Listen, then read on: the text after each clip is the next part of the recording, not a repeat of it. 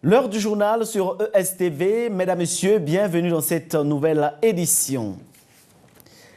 Les victimes des accidents de circulation et autres sinistres de Mungali ont été indemnisées ce lundi à Brazzaville par la Société d'assurance et réassurance du Congo. 40 victimes au total ont perçu leur indemnisation au siège de la préfecture de Brazzaville en présence de la directrice des sinistres et des contentieux. Témoins de l'événement, Gracia Nganga et Anthony Ngonza.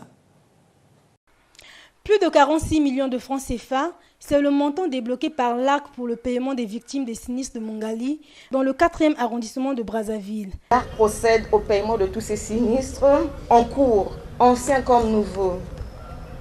Concernant les sinistres anciens, nous vous faisons part des difficultés que nous rencontrons actuellement pour contacter les victimes qui n'ont pas encore été indemnisées faute d'adresses et de coordonnées téléphoniques. Concernant les victimes dont les adresses géographiques sont mentionnées dans les pièces fournies dans les dossiers et qui hésitent encore de se présenter dans nos agences, nous vous informons que nous venons de lancer aujourd'hui même l'opération de recherche des intéressés à travers les descentes sur le terrain dans les différents arrondissements de Brazzaville. Les bénéficiaires ont vivement remercié l'ARC pour avoir respecté ses engagements auprès des victimes. Je suis très ému de ce geste. Et j'espère que l'assurance va continuer à indemniser les autres aussi.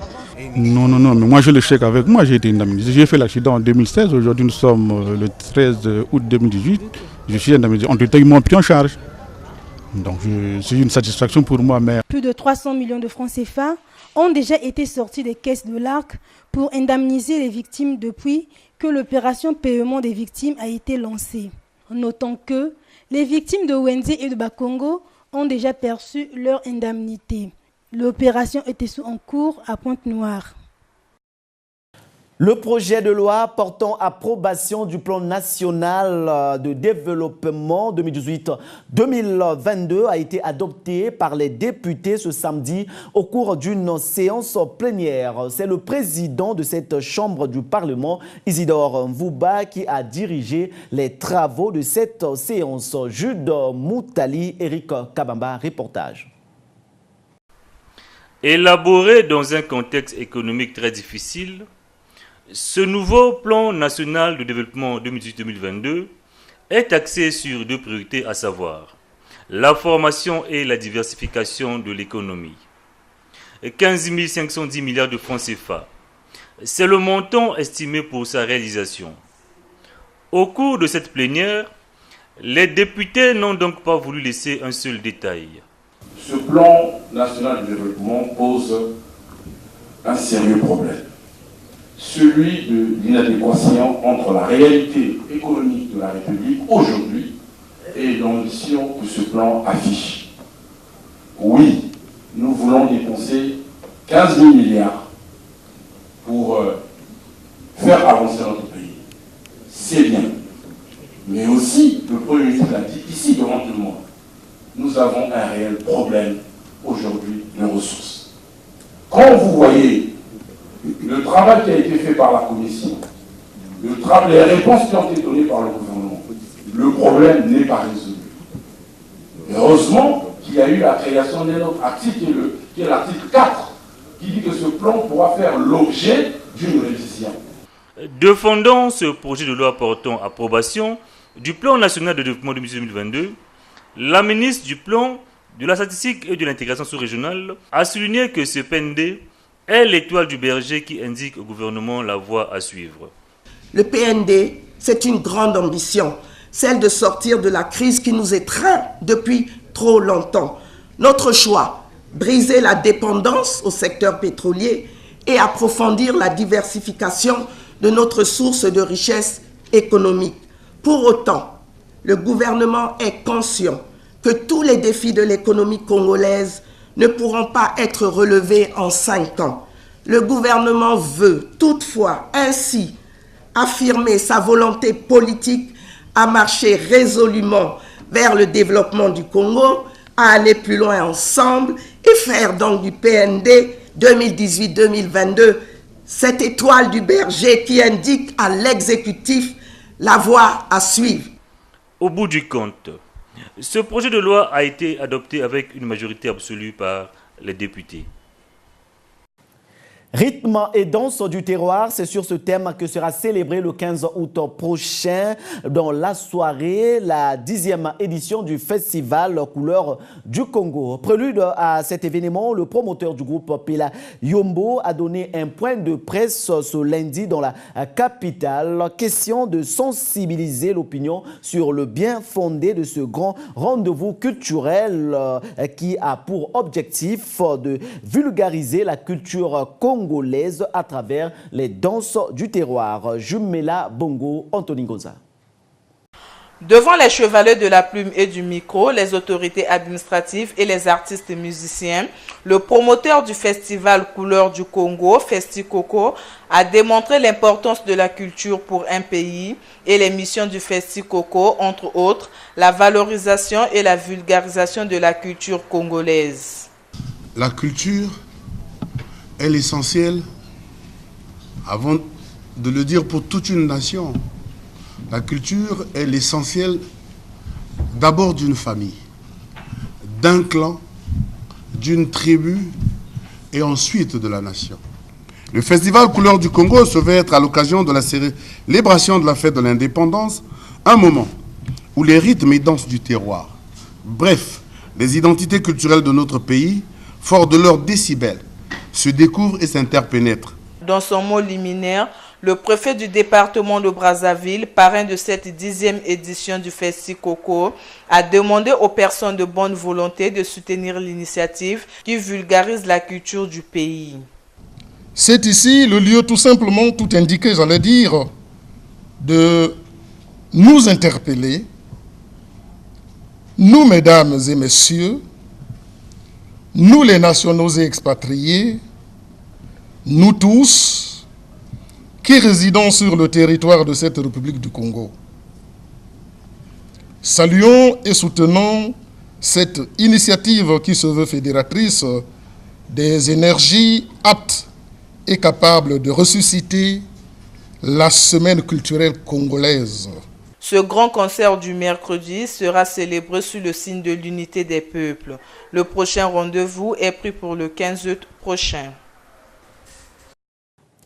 Et c'est parti pour la célébration de la fête de l'indépendance du Congo, édition 2018. La festivité marquant le 58e anniversaire de l'accession du Congo à la souveraineté internationale ont démarré ce lundi par le semi-marathon international de Brazzaville. Une 15e édition du SMIB qui a tenu toutes ses promesses. Ulrich Adjobi, reportage.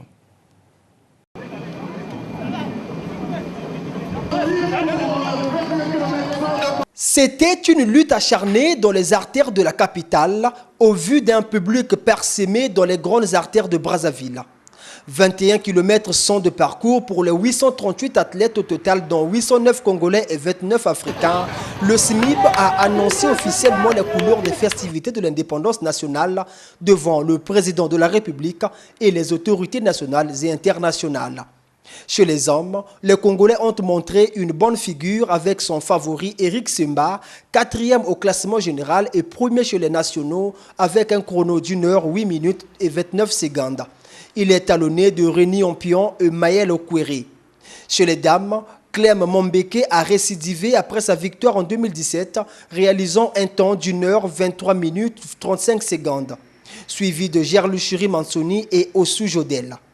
Du côté des internationaux hommes, le Rwandais Félicien a occupé la première place avec 1 heure 4 minutes 35 secondes, tandis que les sœurs Barzozio du Kenya ont occupé les 2 premières places chez les dames. Ces gagnants ont été récompensés à la hauteur d'1 million, 1 500 000 et 2 millions de francs CFA pour les 3e, 2e et 1er nationaux, 1 500 000, 2 millions et 2 500 000 francs CFA chez les internationaux.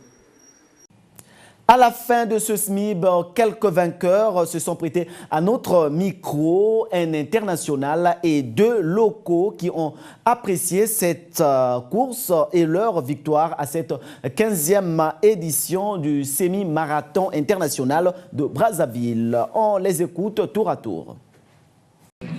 comme personne qui a gagné la compétition, je suis très content. Donc gagner encore, c'est la deuxième fois vie ici. Comme habitué, je suis très content. Mon secret, c'est partir avec la vitesse ici, maximum.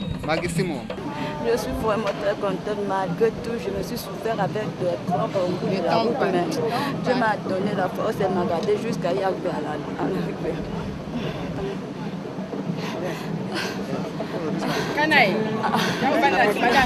Mais qu'est-ce que c'est comme si tu as dit les crampes, je suis par des crampes. J'étais un peu préparé.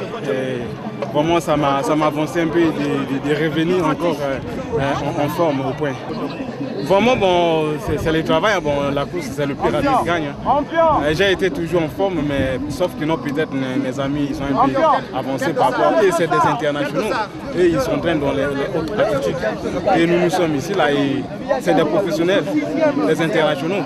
Les vainqueurs de la première édition de l'Open Judovac 2018 de Brazzaville ont été connus ce dimanche à l'issue des 2 jours de combat. Les meilleurs judokas de cette première édition ont remporté pour certains les médailles d'or et pour d'autres celles d'argent et de bronze dans chaque catégorie. Stéphane Elenga, Ulrich Adjobi. Léo Glacias Ngokaba pour les plus de 100 kg, Nkleshkou pour les moins de 90 kg, Junior Etiré pour les moins de 81 kg sont entre autres gagnants de ces tournois qui ont remporté les médailles d'or. Je félicite l'honorable Juste Mundele. Je me suis senti à l'aise comme j'étais à l'étranger. J'ai vraiment aimé quoi. Le niveau a été vraiment très exceptionnel. Là, je veux encore de réaffirmer qu'au Congo, il y a vraiment le judo. Invité à prononcer les mots de clôture de ces tournois, Joganga, conseiller du ministre des Sports et de l'Éducation physique, s'est réjoui de ce que ces tournois a été un symbole de fraternité et de l'unité des judokas de Brazzaville. L'engouement qu'a suscité l'Open Judovac est un puissant indicateur de la popularité du judo. Nous souhaitons retrouver la prochaine édition la même ferveur, la même impatience d'en découdre, la même attente des spectateurs et supporters et la même atmosphère des retrouvailles festives. Au nom de M. Hugues Gwelondé, ministre des Sports et de l'Éducation physique, je formule le vœu d'amener la grande famille du judo à intérioriser la maxime populaire. Ce qui vous unit est plus fort que ce qui vous divise. Le promoteur de ces tournois, Juste Désiré Mundele, a pour sa part salué l'esprit de fair play qui a régné tout au long de la compétition avant de projeter la deuxième édition. C'est la première édition, là, il y aura une seconde édition parce que pour nous ce qui est important c'est de rassembler cette jeunesse. Vous avez vous-même vu l'engouement, vous avez vous-même vu comment cette jeunesse a besoin de se retrouver autour d'autres valeurs, autour d'autres enjeux. Et c'est formidable aujourd'hui, on est comblé de voir que cette jeunesse peut apporter à la société du sourire et demain, pourquoi pas, entendre retentir notre hymne national parce qu'il y aurait des champions de judo et pourquoi pas d'autres disciplines. La remise des médailles de bronze, d'argent et d'or et des diplômes d'honneur aux gagnants a bouclé les activités de cette première édition de l'Open Judovac.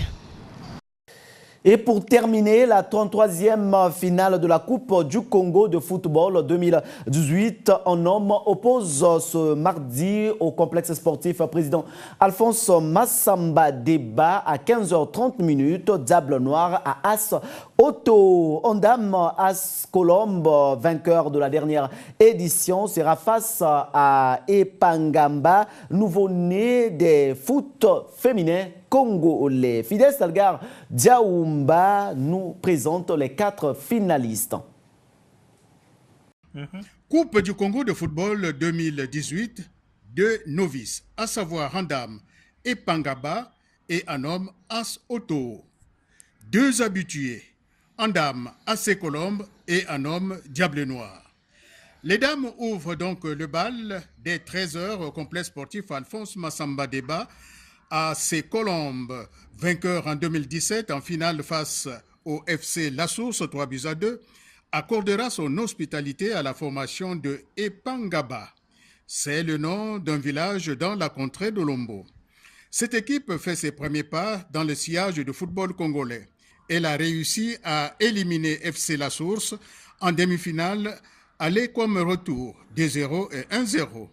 Son adversaire n'est autre que FC Colombe, un habitué de la compétition qui a écarté en demi-finale en aller et retour Renaissance 5-1 et 6-0. A déjà gagné 5 fois cette Coupe du Congo.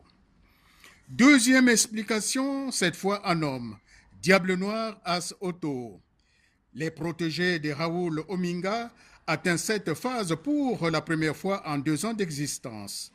En 2017, l'équipe était éliminée à l'étape des quarts de finale. Cette année, le staff technique s'était fixé comme objectif aller le plus loin possible. Écoutez l'entraîneur après les quarts de finale.